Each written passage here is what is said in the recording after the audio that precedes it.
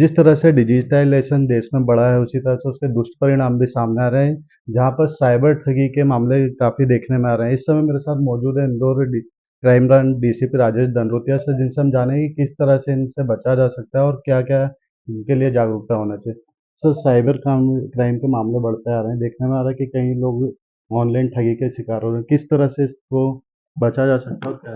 देखिए, cyber crime के मामले लगातार बढ़ रहे हैं और अगर एनसीआरपी की जो रिपोर्ट के अगर आप देखेंगे तो उनकी जो रिपोर्ट के हिसाब से पर डे 7,000 मतलब 7,000 जो केसेज रिपोर्ट हो रहे हैं पर डे। तो निश्चित रूप से ये आंकड़ा काफ़ी ज़्यादा है। ये तो रिपोर्टिंग है, जबकि कई तो रिपोर्ट ही नहीं हो रहे हैं और कई अलग प्लेटफ़ॉर्म पर रिपोर्ट हो रहे हैं जिनका कि डाटा नहीं है अभी।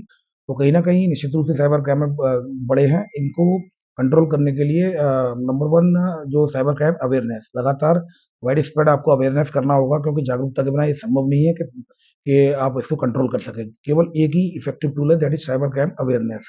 तो अवेयरनेस के लिए इंदौर पुलिस के द्वारा लगातार, कमिश्नरेट के द्वारा लगातार अभियान चलाया जा रहा है। आज मेरे खुद ही 250 सेशन कंप्लीट हुए हैं। आज जो डीपीएस में मेरा 250 सेशन था, 250 सेशन कंप्लीट हुए हैं और विभिन्न स्तरों पर लगातार साइबर क्राइम अवेयरनेस की कैंपेनिंग चलाई जा रही है। स्कूल्स, कॉलेज, एसोसिएशन और ग्रुप्स में, इंस्टीट्यूशंस में, सभी जगह चलाया जा रहा है।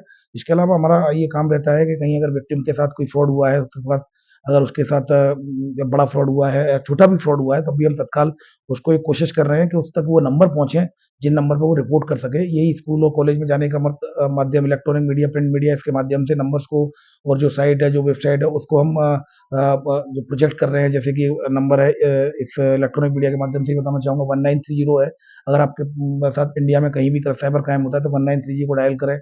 इसके अलावा अगर आपको ऑनलाइन रिपोर्टिंग पोर्टल है www.cybercrime.gov.in, इस पर भी आप रिपोर्टिंग कर सकते हैं। और अगर इंदौर में आपके साथ साइबर क्राइम होता है तो 1930 पे अगर ट्रैफिक ज़्यादा है तो फिर आप 7049124445, ये क्राइम ब्रांच ने साइबर हेल्पलाइन नंबर जारी किया है, तो उस पर भी आप रिपोर्ट कर सकते हैं। जब आप रिपोर्ट करते हैं तो हम कहीं ना कहीं उसको तत्काल अकाउंट्स को फ्रीज करते हैं जिन अकाउंट में पैसा गया है साइबर फ्रॉडस्टर्स का, और उस पैसे को फिर विक्टिम को कोर्ट के माध्यम से वापस दिलवाते हैं। तीसरा हमारा जो टास्क है वो है ऐसे गैंग्स को आइडेंटिफाइड करना। ये कौन से गैंग्स हैं जो इस तरह की घटना कर रहे हैं, तो उन गैंग्स को आइडेंटिफाइड किया जाकर उन पर भी हम कार्रवाई कर रहे हैं। पिछले दिनों भी हम डिजिटल अरेस्ट में राजस्थान के केस में 2 आरोपी पकड़े थे और लगातार ये कार्रवाई जारी है। सर, हाउस अरेस्टिंग के भी मामले सामने आ रहे हैं। अभी 2 दिन पहले इंदौर में भी हुआ और आज ग्वालियर में भी हुआ। तो उसमें महिला और बुजुर्गों को टारगेट किया जा रहा है। उसके लिए क्या अवेयरनेस होना चाहिए? देखिए, मैं जैसा कि आपको बता रहा हूँ, मैं सभी तरह के, जैसे आज स्कूल्स में भी मैंने डिजिटल अरेस्ट बताया, मैंने स्कूल के स्टूडेंट्स से भी बोला आप घर जाकर अपने पेरेंट्स को बताएं। ये जब तक वाइड स्प्रेड नहीं होगा, आप पेपर नहीं पढ़ेंगे। अब जो अभी पिछले दिनों जो एक डिजिटल अरेस्ट हुआ था, बैंक के रिटायर्ड मैनेजर थे। अब उनसे जब मैंने पूछा कि आप पेपर पढ़ते हैं न्यूज़पेपर, तो उन्होंने मना कर दिया कि न्यूज़पेपर नहीं पढ़ते। तो अब ऐसी स्थिति में पिछली बार हमने इतना इलेक्ट्रॉनिक मीडिया, प्रिंट मीडिया के सहयोग से हमने इतना ज़्यादा चीज़ें फैलाई थी, वाइड स्प्रेड की थी। आपके डिजिटल अरेस्ट के बारे में कई लेख भी छपे थे और उसमें किस पैटर्न बताया था। अगर कोई व्यक्ति उनको पढ़ेगा तो उसके माइंड में ये आ जाएगा कि फेडेक्स इंटरनेशनल कुरियर सर्विस से अगर कॉल आ रहा है, इस तरह की घटना हुई है, तो जब उसके पास कोई कॉल आएगा तो उस घटना से अपने आप को कनेक्ट कर पाएगा और फ्रॉड से उसका बचाव हो सकेगा। तो डिजिटल अरेस्ट के मामले सामने आ रहे हैं। लगातार हम सोशल मीडिया पर टाइम स्पेंड करते हैं, लेकिन इलेक्ट्रॉनिक मीडिया में आपके चैनल के माध्यम से कहना चाहूंगा कि कुछ समय हम सोशल मीडिया में साइबर क्राइम, जो नए नए पैटर्न किस तरह के किसे जा रहे हैं, उन पर भी अगर हम थोड़ा सा टाइम स्पेंड करेंगे तो हम जो होने वाले जो अपराध है, होने वाला जो आपको ट्रैप है, उससे हम अपने आप का बचाव कर सकते हैं। सर, आखिरी सवाल, अभी तक ऐसे कितने मामलों की शिकायत आई और अपने यहाँ से इंदौर साइबर सेल द्वारा कितनों का निराकरण करके उन्हें राशि वापस दिलाई?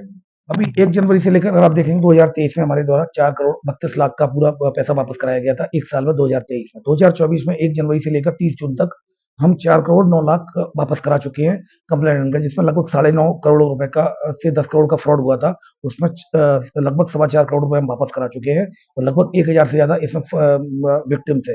तो कहीं ना कहीं इस बार हमारा डाटा भी बढ़ा है, हमने बहुत ज्यादा पैसा रिकवर भी कराया है विक्टिम्स का, और हमारा टारगेट इस साल का 10 करोड़ रुपया किसी भी तरह विक्टिम का वापस कराना है। और साइबर क्राइम अवेयरनेस के लगातार सेशंस करने हैं और लगातार गैंग्स को पकड़ना है।